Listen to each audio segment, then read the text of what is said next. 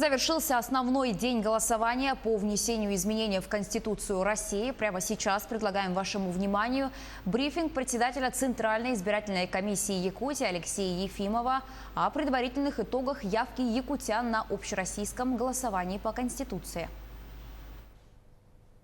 Алексей Михайлович, здравствуйте. О том, как прошло голосование. Добрый вечер. Да, сегодня вот как раз только что, минуту назад, закончилась вот длительная кампания общероссийского голосования.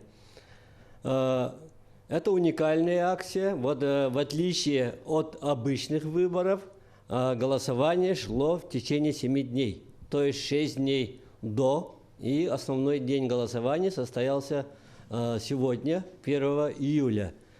По состоянию на 6 часов вечера, то есть на 18 часов вечера, явка составила 50,4%.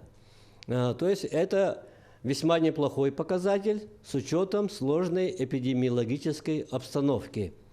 Но это еще не все, потому что итоги будут подбиваться участковыми комиссиями до 20 часов вечера. И поэтому этот показатель будет еще выше. Но пока по состоянию на 18 часов самый высокий показатель явки показал Оленевский улус – 90%. Далее идут с одинаковыми почти показателями Верхневилюйский и Анабарский улусы. Там проголосовали 84% граждан. И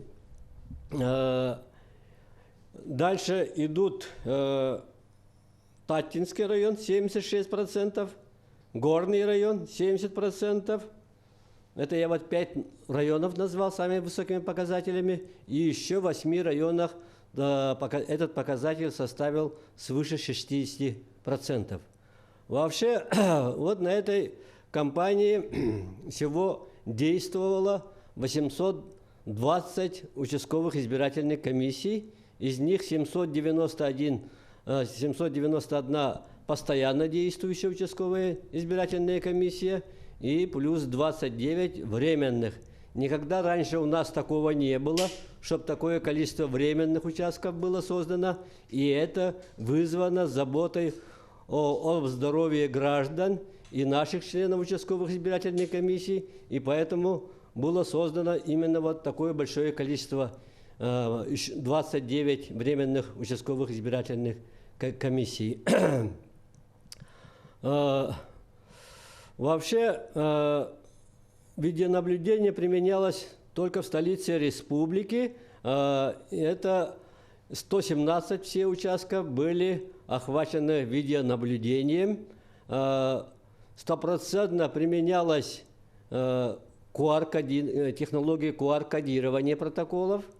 Что еще можно сказать? В общем, досрочно же проголосовали более 13 тысяч избирателей. Спасибо. Спасибо большое. Это был брифинг председателя Центральной избирательной комиссии Якутии Алексея Ефимова о предварительных итогах явки якутян на общероссийском голосовании по Конституции. Мы продолжаем. За 6 дней проведения общероссийского голосования не зафиксировано ни одного нарушения, которое бы требовало рассмотрения на уровне Центризбиркома. Об этом заявила глава ЦИК России Элла Памфилова. Она выразила надежду, что решающий день голосования по всей стране пройдет спокойно. Глава Якутии Айсыл Николаев дал комментарий федеральному каналу о ходе голосования по поправкам в Конституцию в республике. Он отметил, что так как голосование проходит летом, организаторы испытали небольшие трудности с доставкой бюллетеней. Например, до одной оленеводческой базы в Сунтарском районе организаторам сначала несколько часов пришлось ехать на моторной лодке, а потом 7 километров идти пешком. Голосовали там всего 8 человек, причем водителю лодки пришлось охранять всех с ружьем от медведя, который бродил неподалеку. К сожалению, было несколько случаев, когда Итак, все избирательные участки в республике закрыты. На одном из них, столице региона, сейчас находится наш корреспондент Саргалана Неустроева. Она на прямой связи с нами. Саргалана, добрый вечер. Что сейчас у вас происходит? Добрый вечер, Анастасия. Сейчас я нахожусь на 709-м избирательном участке города Якутска. Ровно 8 часов здесь объявили о завершении голосования. Закрыли двери и начали подсчет голосов. Пока о предварительных результатах голосования на данном участке нам рассказал заместитель председателя избирательной комиссии Владимир Куцов. На сегодняшний день на 8 часов будут подбиты. Более 1200 человек проголосовали. А вот касательно голосования на дому, сколько было заявок оформлено и исполнено? В день получалось от 9 до 13 заявок. Ежедневно они автоматически исполнялись. Везде мы проехали, наша бригада, и везде проголосовали. Ну вот и подошла к концу неделя голосования, самая важная неделя в жизни каждого гражданина Российской Федерации. Ну а нам осталось только дождаться результатов этого голосования, которые будут объявлены уже завтра. У меня на этом все, Анастасия. Саргалана, спасибо. На прямой связи со студией была наш корреспондент Саргалана Неустроева. В Нерюнгринском районе избиратели активно голосовали как на участках, так и на предприятиях по месту работы и на дому. Всего в районе было открыто 34 избирательных участка. Тему продолжит Екатерина Павлова. Общероссийское голосование началось в Южной Якутии еще 25 июня. Управление социальной защиты населения Нерюнгринского района предоставили списки пожилых и маломобильных людей в территориально-избирательную комиссию. Они нам представили их в количестве 154 человека, из которых реально пожелали, дома проголосовать 56 человек. Остальные изъявили желание прийти на участок. Это пожилые люди, пенсионеры, это люди старшего поколения, которые привыкли выполнять свой гражданский долг, идти на избирательный участок. Для них это имеет значение, важность. За все дни голосования на подсчетный час 18:00 1 июля в районе проголосовало 23 033 человека, как на участках, так и на предприятиях по месту непрерывного цикла работы и на дому. Количество проголосовавших в соотношении к численности населения составляет порядка 40,39%. Мы пришли на голосование всей семьей, которая проживает в этом городе. Для чего? Для того, чтобы наша жизнь была лучше.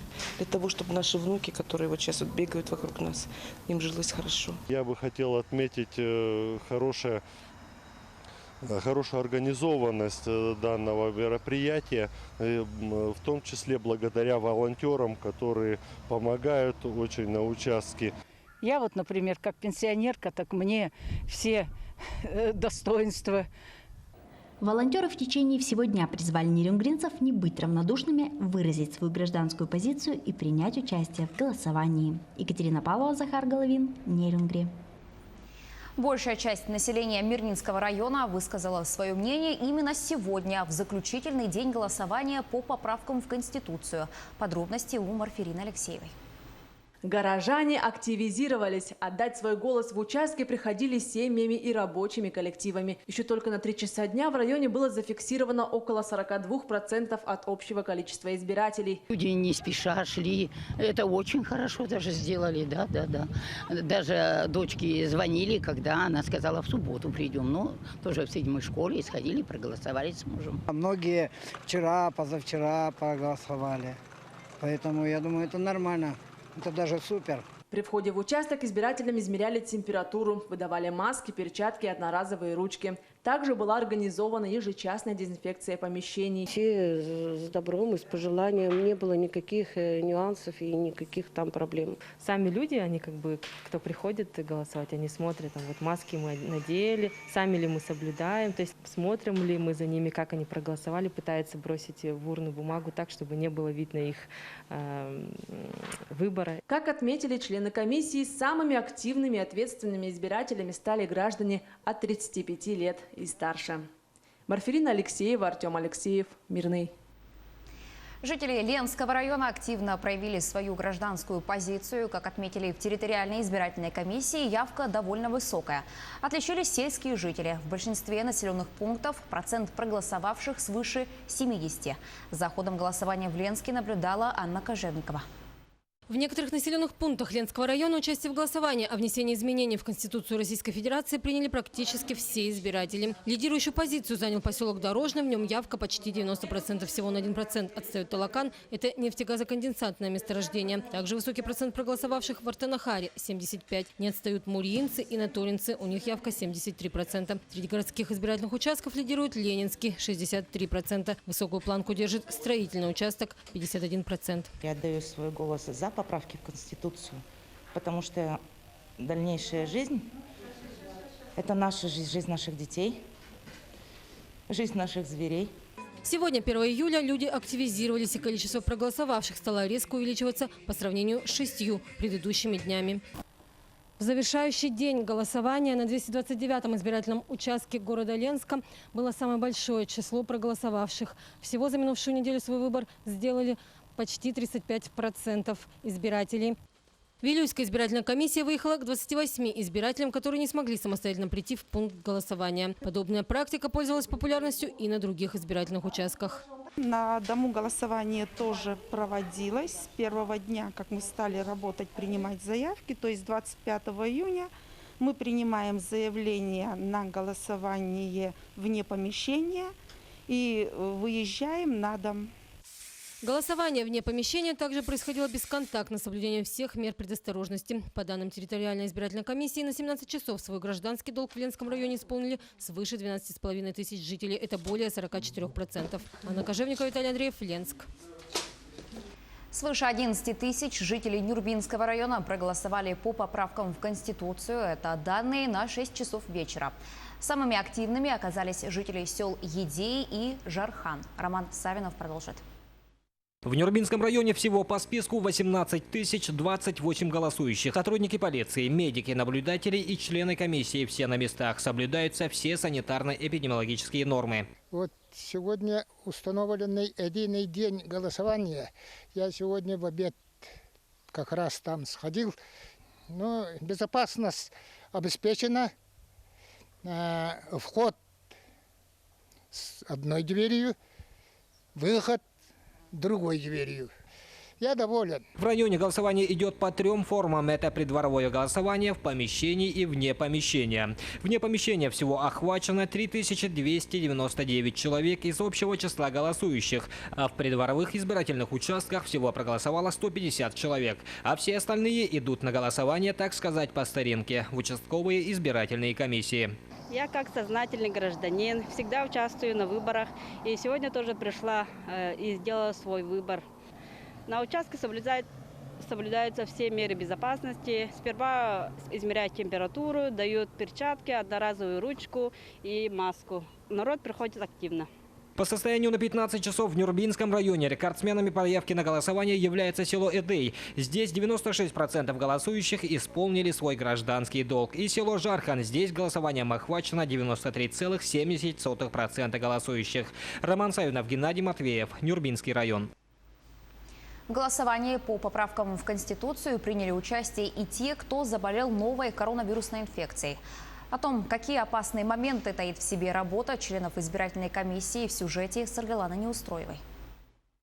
Работа территориальной избирательной комиссии началась еще задолго до старта досрочного голосования. Ведь порой дорога до определенного населенного пункта занимает почти неделю, практически в экстремальных условиях. Самый сложный маршрут у нас проводила участковая избирательная комиссия 458. Они выезжали с 23 по 27 июня, были в пути 5 дней. Ездили они на тракторе, охватили и проголосовало на этих участках 53 человека. За 7 дней работы членам ТИК из разных районов республики пришлось преодолеть не только июньскую жару. К примеру, в Сунтарском районе для того, чтобы проголосовало 6 человек, специалистам пришлось не только плыть на моторной лодке, но и идти пешком в сопровождении моториста с ружьем. Неподалеку обнаружили следы медведя.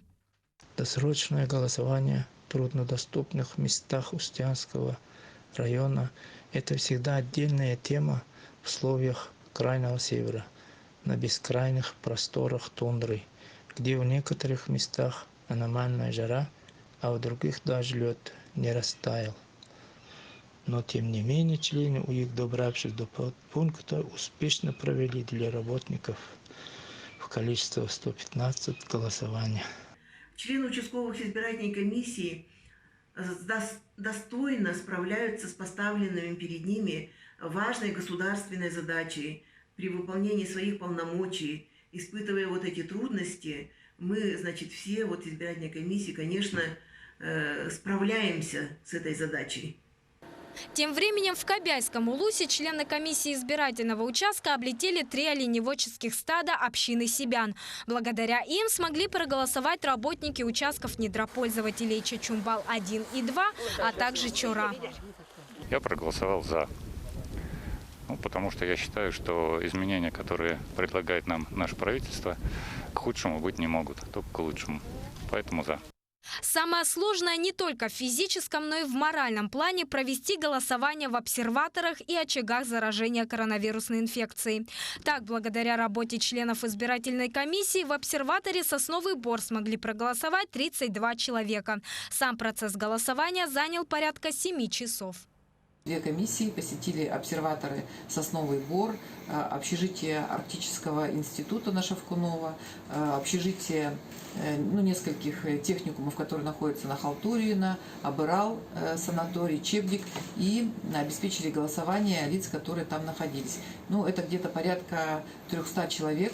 Находящиеся там больные, они проголосовали. И после этого, выполняя все требования Роспотребнадзора, наши члены комиссии обработали избирательные бюллетени, ящики, себя продезинфицировали. И уже вчера эти все бюллетени поступили в участковые комиссии. Сегодня они будут подсчитаны. Ни бездорожье, ни угроза жизни и здоровью не стало препятствием для членов избирательных комиссий для того, чтобы люди исполнили свой гражданский долг. Саргалана Неустроева, Якутск. С завтрашнего дня в Якутии снимут ряд ограничений по коронавирусу. В регионе эпидемиологическая ситуация нормализуется. Так, за последние сутки в республике выявлено 44 новых случая COVID-19. Больше всего заболевших в столице региона – 33 человека, 5 инфицированных в Мегино-Кангаласском районе, 4 в Нюрнбергском, по 1 в Мирнинском и Хангаласском районах. Глава региона Сэн Николаев отметил, что несмотря на снижение количества заболевших, в республике продолжает действовать режим повышенной готовности. Разрешается работа торговых центров без фудкортов и игровых зон. Также разрешается работа уже библиотек, музеев, туристических баз, мест, связанных с туристическими комплексами. Разрешается работа летних кафе до 0 часов, то есть чтобы они круглосуточно не работали. Разрешается работа организованных пляжей при соблюдении санитарно-эпидемиологических мер. При этом прошу понимать, что режим повышенной готовности по республике он сохраняется. Ряд ограничений остаются в целом по всей республике, в том числе, например, на проведение массовых мероприятий, на работу объектов кинотеатров, например, мест общественного питания некоторых. Также остается масочный режим, который необходимо соблюдать, опять же, по тем требованиям, которые были установлены ранее. До 14 июля пожилые граждане старше 65 лет должны находиться на самоизоляции. Также на территории Якутии, кроме населенных пунктов, не имеющих круглогодичного автотранспортного сообщения, будет дальше соблюдаться масочный режим. Средства индивидуальной защиты необходимо носить во всех видах общественного транспорта и такси, а также при посещении аптек, объектов торговли и других организаций, обслуживающих население. Таковы новости к этому часу. Оставайтесь на нашем телеканале.